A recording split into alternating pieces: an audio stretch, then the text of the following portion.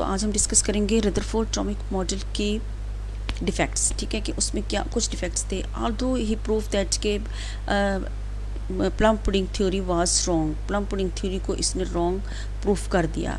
Plum pudding theory क्या थी? According to J J Thomson ने ये थ्योरी जो है वो रिप्रेजेंट की थी। अकॉर्डिंग टू हिम कि एक स्फेरिकल क्लाउड्स है पॉजिटिव चार्ज पार्टिकल्स का, ठीक है, जिसके ऊपर कहीं कहीं इलेक्ट्रॉन्स जो हैं वो प्रेजेंट है, ठीक है। ये प्लम पुडिंग थ्योरी थी, इसको रॉन्ग प्रूफ कर दिया इसने अपना जब एक्सपेरिमेंट परफॉर्म किया इलेक्ट्रॉन उसका गोल्ड फॉइल लेकर, उसमें से अल्फ़ा पार्टिकल्स जब इसने निकाले तो इसने देखा कि इसमें बहुत से एम्प्टी स्पेसेस हैं। इसके सेंटर में डेंस हार्ड एक पार्टिकल्स है जिसको इसने न्यूक्लियस कहा। न्यूक्लियस में इसने कहा कि प्रोटॉन्स और न्यूट्रॉन्स होते हैं। Electrons revolves around the nucleus.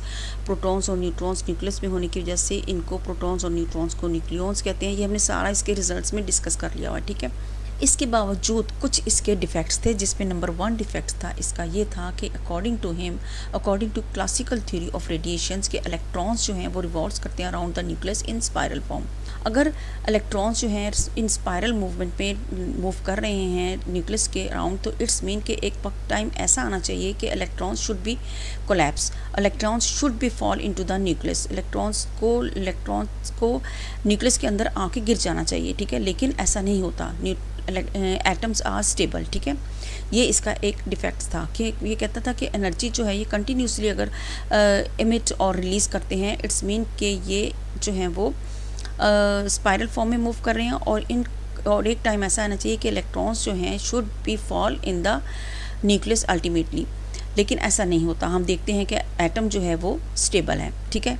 तो एक तो ये डिफेक्ट था। दूसरा डिफेक्ट था इसके अकॉर्डिंग, कि ये कहता था कि एनर्जी जो है इलेक्ट्रॉन्स जो है एनर्जी कंटिन्यूसली रिलीज़ कर रहे हैं। अगर कंटिन्यूसली रिलीज़ और इमिट कर रहे हैं एनर्जी, तो एक कंटिन्यूस स्पेक्ट्रम जो है वो बनना चाहिए, ठीक है। लेकिन हम देखते हैं जब हाइड्रोजन के एटम के स्ट्रक्चर को हम देखते हैं तो हमें लाइन स्पेक्ट्रम मिलता है यहाँ पर, ठीक है।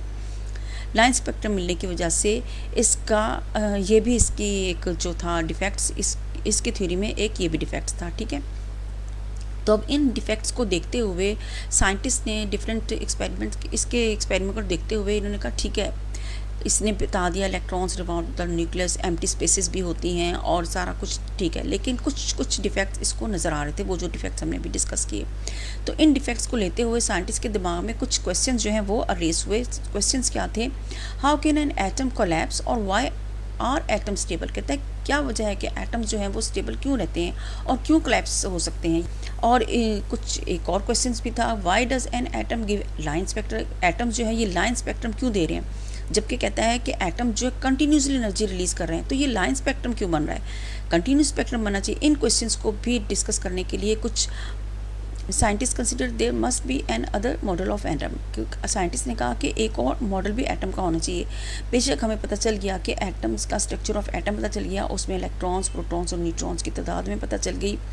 Electrons revolves around the nucleus, electrons carry negative charge, protons positive and neutron no charge.